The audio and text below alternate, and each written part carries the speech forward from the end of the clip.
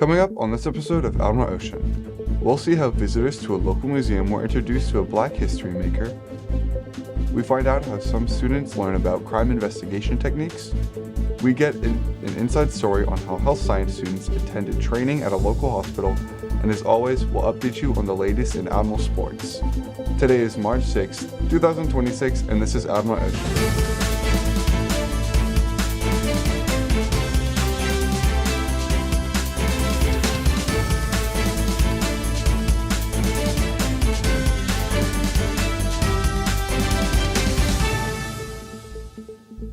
Good morning, Gulfport High. I'm Johnny Blake. And I'm Julie McHugh. And this is episode 18 of season 7. Thanks for joining us. As Black History Month came to a close, the Mississippi Aviation Heritage Museum in Gulfport celebrated a pioneer who changed the course of aviation history. In 1921, Bessie Coleman became the first Black and Native American woman to earn an international pilot's license. At a time when both racism and sexism shut doors across the United States, Coleman traveled to France to pursue her dream of flight, refusing to let discrimination ground her ambition. Last week, that story soared once again here in Gulfport. Coleman's great-niece, Gigi Coleman, brought history to life through a powerful one-woman show, performing in character as her great-aunt. She portrayed Bessie's passion for flying and the painful obstacles she faced in a male-dominated field. They didn't want them to fix the airplanes in World War II. So yes, I think she made a very impact on society, especially women. Through dramatic storytelling, Gigi shared how Bessie not only dreamed of flying, but also of opening a flight school to teach other African Americans to become pilots, creating opportunities she herself had been denied in the United States. For many in attendance, it was their first time hearing Bessie Coleman's story. Thanks to Gigi's performance, Bessie Coleman's legacy continues to climb, inspiring a new generation to chase their dreams no matter the obstacles. My mom, Marion Coleman, was the monarch of the family, and she was the one telling Aunt Bessie's story, not like me dressing in character, but she would go out. And when Mama passed, I was like, well, who's going to keep the torch going to tell her story? And so that's when I decided to dress in character, tell her story, and open up an aviation school. Museum leaders say events like this help connect the past to present and inspire the next generation of aviators. On February 20th, students in Miss Henshaw's Honors Forensics class participated in a lab exploring what is known as Locard's Principle. Locard's exchange principle is every interaction leaves a trace, and we use it in forensics to identify what or who could have been there at a certain place. This has become the basic tenet of forensic science and is used to solve crimes. Students use tape along with magnifying glasses and microscopes to investigate evidence on the bottom of their shoes, as well as their pants, shirts, and even backpacks. In forensics, we're going to have a lot of evidence of what's going on around us on our clothing and in our water bottles and on our lunch boxes and everything. And it's really cool to see what we've done in our life and how that can leave a trace on us. After the evidence was collected, students had to postulate how the evidence got there and what it might indicate. It was another great hands-on experience for students. They were able to take away something that they learned from the classroom and practice what they actually do in the real world. Last Friday, students in Miss Brinkley's Health Science 2 classes got the ultimate in hands-on learning. They traveled to Singing River Hospital's training facility in Ocean Springs. Students attending the Singing River Hospital Training Academy, where they participated in several training stations the hospital uses for nursing students and other hospital employee training. They were able to get hands-on training in phlebotomy, experiencing techniques for drawing blood from a patient. They then worked in the pharmacy station learning how to measure out medicines for patients in wound care. I teach the CNA class and I help out with the nursing classes. So today we've got a wound care display set up to show the students just a different side of nursing. The students learned how to clean and treat injuries such as severe burns, and in the surgery station, students learned about the various instruments the surgery nurse is responsible for and how the instruments are set up for the surgeon. It was really fun, and I got to touch on everything, and it was great. This is the closest high school students will get to what it'll be like in nursing school or other medical programs they encounter after high school. Miss Brinkley is so thankful to Singing River Hospital for this amazing opportunity for her students. It's just another example of how the academic institutes at Gulfport High are taking education for GHS to a whole different level. The list of finalists for the 2026 National Merit Scholarship have been announced, and we are excited to say that 4 of the finalists are seniors here at Gulfport High. Reed Bodenhammer, Zenaida Kakias, Isaac Johnson, and Crosby Parker have all made it to the final round, These outstanding students have been chosen to advance to the final round based upon academic achievements and their leadership here at GHS. As finalists, they will now be considered for the prestigious National Merit Scholarship, which will be awarded starting later this month. This incredible accomplishment is only achieved by only 1% of students in each state and is a reflection of the hard work for these 4 students have put in. We are so proud of them and look forward to seeing what their futures hold. As the basketball season comes to a close, Coach Brian Butler, head coach of our varsity Admirals, was named Coach of the Year for District 7A, Region 4. This is such an amazing honor for Coach Butler. This is his second year as head coach for the varsity Admirals, and in just 2 years, Coach Butler has rebuilt a team that was ranked second in the state and finished first in District 7A, Region 4. He's been such a tremendous force in shaping our team, and we couldn't be more proud of the accomplishment. Coach Butler is so well deserving of this honor. Congratulations, Coach. The boys basketball team has wrapped up the season, and we look back at this incredible year. To get a recap on their season, along with updates on basketball, softball, track, and powerlifting, let's go to our sports anchors, Nolan Bridges and Nate Coleman. Hey Admirals, I'm Nolan Bridges. And I'm Nate Coleman, and this is your weekly sports update. Thanks for joining us.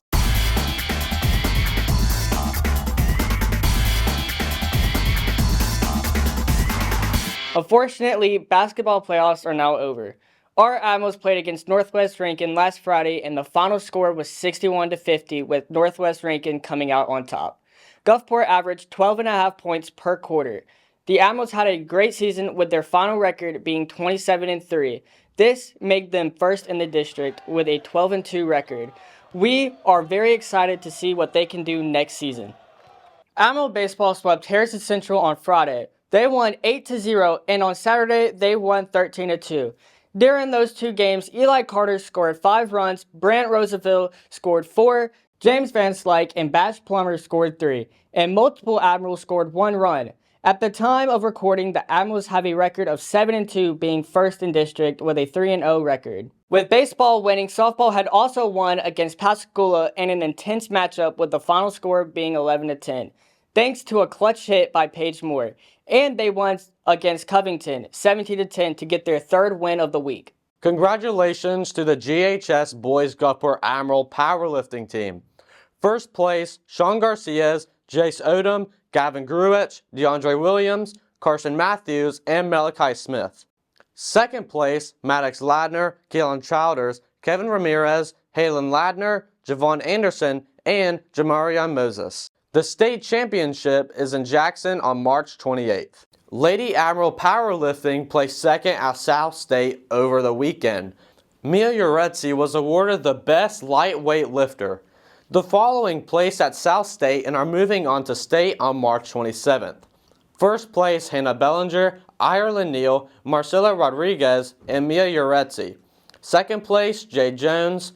Third place, Ava Gruich, Kyron Johnson, Eliza Williams, and Regina Williams. Trinity Oden and Natalia Flores showed out on the platform as well. Gulfport Tennis had a matchup against West Harrison this previous Monday. The Admirals delivered a 7-0 shutout over the Hurricanes, winning every singles, doubles, and mixed doubles match. With strong performances and teamwork, they secured the sweep. It's been quite warm all this week, but we've also seen some rain here on the coast. Will these almost summer-like temps continue? What are the chances for rain next week? Here's Julie with your look at what you can expect. Good morning, everyone. I'm Julie Flores, and I have your weather forecast for the next several days.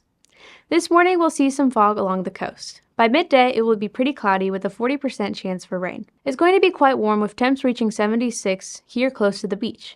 People north of the interstate may see a high around 80. Our humidity will be quite high today, which will set things up for more fog overnight. It will be warm and muggy tonight with an overnight low of 66. Our highs will be in the upper 70s all weekend, and that spring warmth will carry right into next week. The rain will clear out for a couple of days, but not the humidity. The temps approach the 80s, and by Wednesday we see scattered showers on Wednesday and Thursday. That will cause our temps to drop to the low 70s Thursday and Friday. Of course, you know how quickly the weather changes here, so follow us on Instagram for daily updates so you know what weather to dress for and when to bring an umbrella. Enjoy the weekend, and I'll see you next week. We spend 4 years in high school. By the time we leave, we have made so many memories. Memories that we will look back on for the rest of our lives. But as the years go on, many people find that the friends they had in high school go their separate ways. That is why a yearbook can be so important to keeping our memories of the friendships and experiences we have. So with something as important as our treasured memories, the yearbook should be done well. Luckily for us, our annual staff and their sponsor consistently make a yearbook that is not only good, but considered one of the best any school has. Reporter Ramsey Baines takes us on an inside look at what goes on into award-winning yearbook making that truly captures the essence of a year in high school. Here's the story. Did you know the Gulfport High School yearbook has been named the best yearbook in the state of Mississippi multiple times? Not only that, but the yearbook has also been rated superior by the Mississippi Scholastic Press Association and has been named a gold standard yearbook by Jostens. So how does a yearbook of this quality get made? It's not just simply taking pictures and putting them on pages. There is so much more that goes into it. Every school year, our yearbook staff works day and night to capture our memories and accomplishments from the year for us. It's a major job that takes the heart, talent, and dedication of many student journalists. It's a lot of editing pages because it's one thing to just slap some words and some interviews and some quotes on a page with some pictures, but it's a whole nother thing to go through and make sure you're telling the correct story, you're not like misinforming anybody, because we really are encapsulating what the year was as a whole. So being the design editor has a lot of challenges, like being able to talk to a lot of the staffers and show leadership, critique, and give constructive criticism. It also comes with having a really good sense of design and a good eye with things and being able to point out if things aren't following our theme or our design. Being in the yearbook staff, everyone has a different and very important role in the contribution to the creation of the yearbook. My goal this year was to post a lot on our social medias just to let people know the process of how we make the yearbook instead of just posting, like the yearbook is due this day or you need to buy your yearbooks by this time, which we still do post that just to let people know. But I really wanted to just let people see like the process of the yearbook this year. And also we've started making posts once we take pictures at events. We'll make posts of some of the pictures that maybe don't get used in the yearbook, but we still think are strong enough pictures to put out there. Each role has its own obstacles, and sometimes those obstacles change daily. When producing a publication of this size and detail, it seems there's always something. Really, it's the editing process that's the most challenging, because you don't want to skip anything, and by the time it goes to send off to print, can't do anything about it. And at the end of the day, our book does get judged for competition, so it's not like we can just spit out a book for the community and pray for the best. It's a tough job, one that most people would walk away from once they see what all is involved, but our annual staff sees it through. And because they endure through all the hardships and setbacks, we will have a yearbook that will preserve the 2025-2026 school year for the rest of our lives. All right, here we go. 1, 2, 3. Here's reporter Ian Price as he takes the mic out to get the Admiral's voice on this week's topic. For all the time we spend living on Earth, we go for 4 different seasons every single year. The seasons being winter, spring, summer, and fall. And with winter coming to a close very soon, this sparked our curiosity to find out which of the 4 seasons do the students enjoy the most. I like winter because it's cold, and Christmas. My favorite season of the year is summer because it's hot outside and I hate the cold. My favorite season is winter because I like the cold. I'd probably say fall because it's like all the colors. Spring because it gives us good wind for kiteboarding. It's definitely spring because it's just the vibe is like, it's like a really flowery vibe and the weather is just really great. Winter because it's built different for real. My favorite season of the year is summer because I can go swim at any time because it's always hot. Fall, and because it's a mixture between winter and summer, and it really complements the black skin. Winter because I sweat a lot in the summer, so I like to be cold, so I'm not sweating. Summertime. I think summer because like you out of school, you get to be with your friends, like hang out, go on vacations. My favorite season of the year is fall because mainly how like the leaves fall off the trees and like the colors like orange, brown. That is all for this episode. Be sure to look for us on Facebook and YouTube where you can catch current and past episodes of Admiral Ocean. And be sure to follow us on our Instagram. Thank you for watching, and we'll see you next week.